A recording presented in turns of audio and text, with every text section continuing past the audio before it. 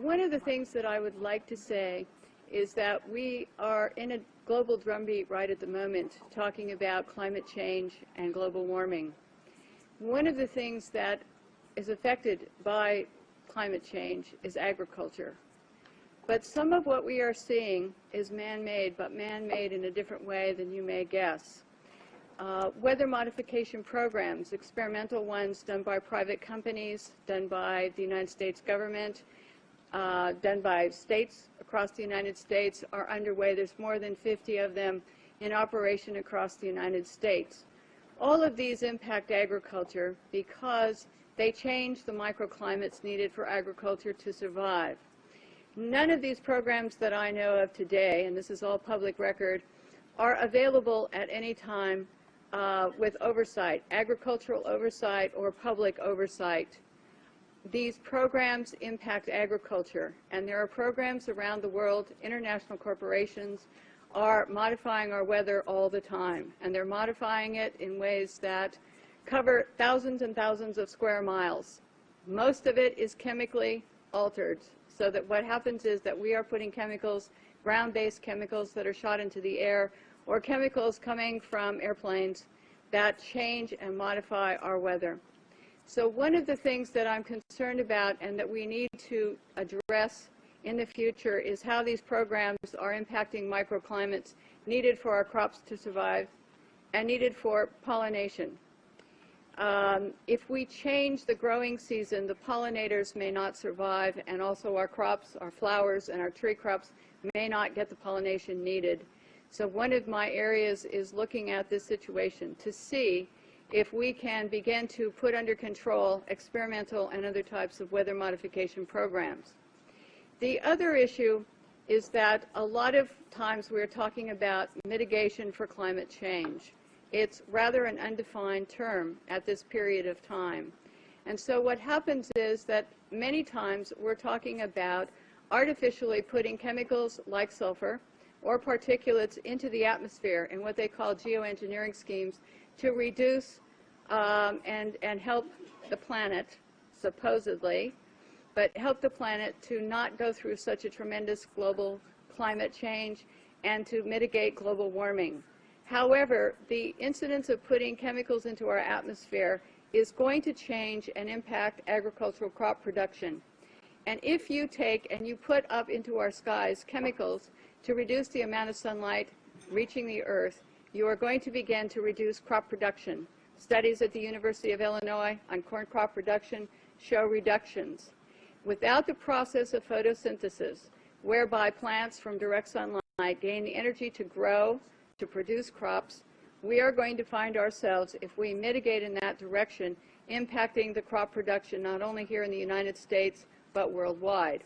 One of the things that is impacting crop production right now in the United States and reducing photosynthesis and also impacting the ability of solar power panels to generate the type of power that they should is persistent jet contrails.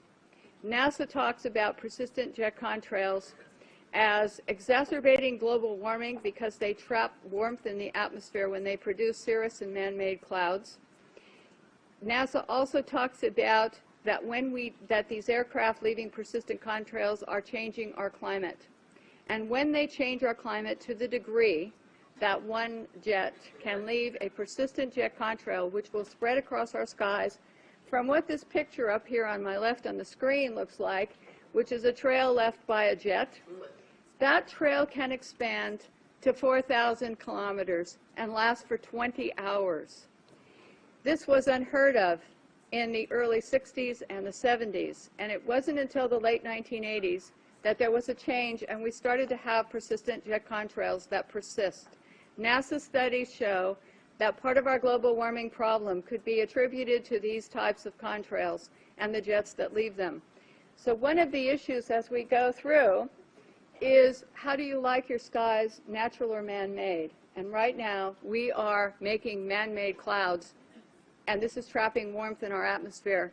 The climate change that is produced by these jets, not all jets, mostly some non-commercial, but what happens to our skies is that we start to see the changes. the man-made clouds do trap the warmth, and they increase the humidity.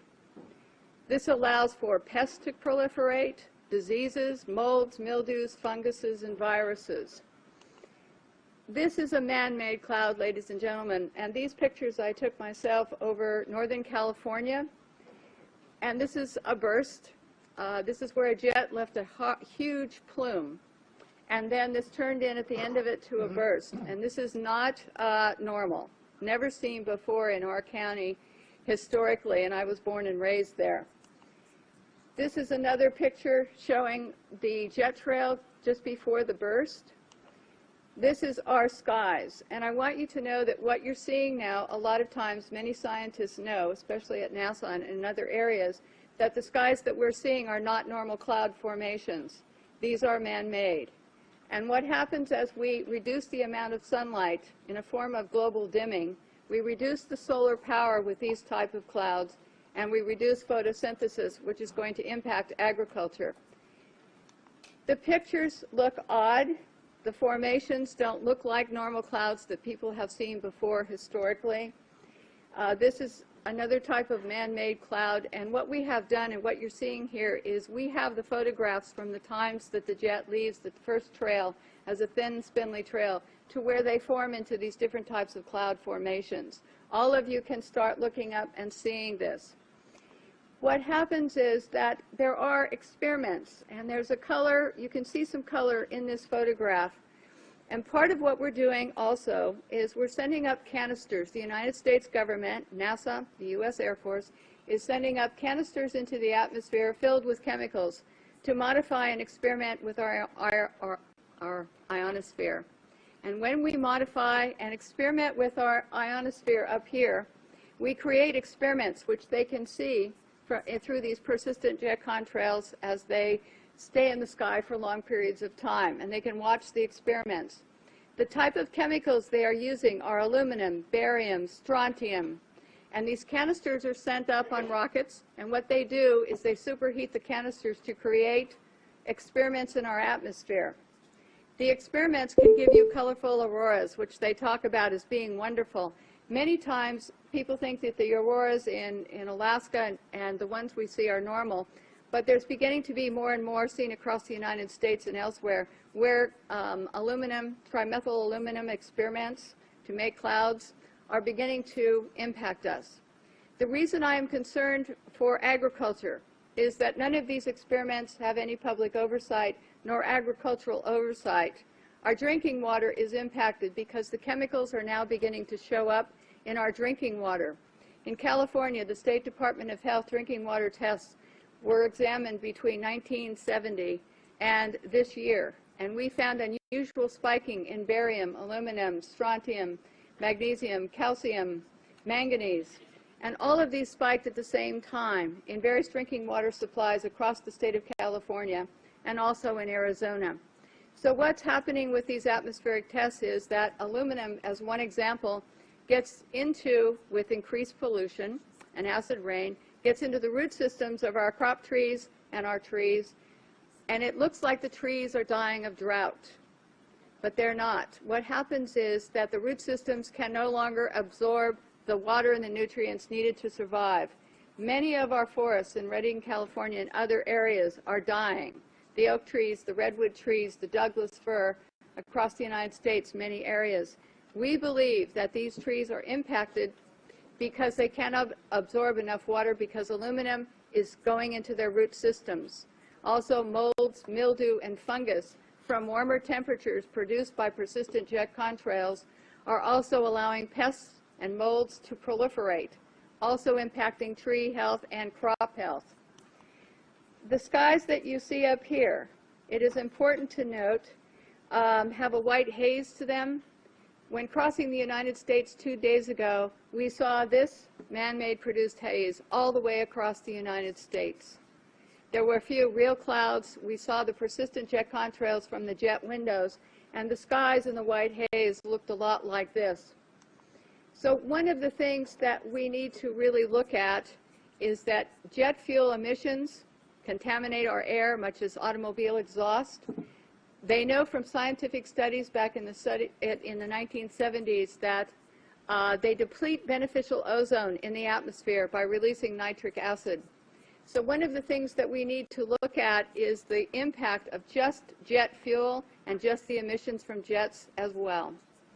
I want to go on and talk briefly about a couple of issues here that I think are important for everyone to realize. If we don't look at the problems that we are creating, the atmospheric testing programs, in other words, the jet contrails that are warming our climate, and we say to ourselves, we want to geo-engineer something else. We want to add more particulates to help global warming or to stop climate change. What we're going to have is we're going to have a pea soup up there of chemicals which are going to be detrimental to our health. It is much better to take the EPA model of the 1970s, where the Environmental Protection Agency was designed to put in regulations to reduce the pollution at its source, to reduce and put caps on how much pollution corporations, cars, automobiles were putting into the atmosphere. One of the things that we're talking about as mitigation is to go into geoengineering plans which add more chemicals to our atmosphere, which are going to get into our drinking water supplies, which are going to get into our soils, which are going to impact our trees. Our trees across the United States, many of them in many areas, especially Mendocino, Lake, and Sonoma County, are dying. They are not healthy as they used to be. And this problem, having traveled across the United States into some other areas, seeing the pictures coming in from across the United States and other countries, we're finding that there's beginning to be an impact from all of these programs and all the chemicals in our skies. And so one of the things we need to think about and work for is reducing pollution. Alan Buckman from the California State Department in Fish and Game talked about microbes, and they're important to the environment. We have at our disposal already some technologies and already the wherewithal to begin to make the planet more healthy and to put it into a different perspective. But if we go to the geoengineering schemes that are waiting in the wings, thousands of them, to put the particulates up and sulfur, then we are going to be in trouble with agriculture across the United States and around the world. It is time that we look at some different solutions that are already here, and it's time that we look at what's happening in our skies and say we don't need to add any more chemicals, we are doing enough. And what these experiments in our skies are doing with atmospheric heating and testing, we don't know, but the chemicals are showing up in our drinking water. So in closing, I would like to say to all of you and to encourage you to know that just what I showed you today is beginning to impact crop production in the United States. And we're seeing higher UV radiation that is burning the tips of our trees and our plants.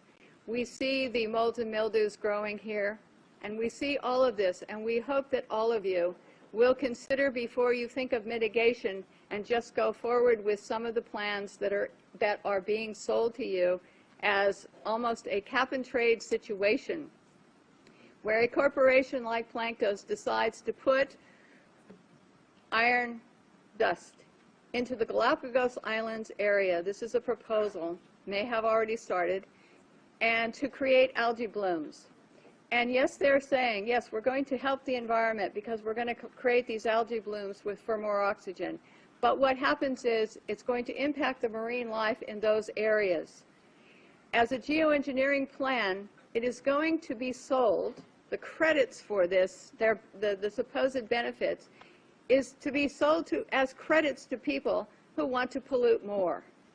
And here's the really awful twist to this, in my opinion, is if we sell pollution credits to polluters to ask them so that they can pollute more, we're only going to add more to our climate change and to our global warming processes. We have to say, no, we don't want money market schemes that are going to go into the ocean and change something possibly to the detriment of our oceans or our air in order to sell credits to someone who wants to pollute more. Ladies and gentlemen, this is a consideration for all of you when you start to talk about caps and trades, when you start to talk about geoengineering plans, because we don't need a money market scheme. We need to have and use the microbes available to us, the science available to us to reduce the pollution that we're putting into the atmosphere, and we need a new direction, and I think that this might be a good one.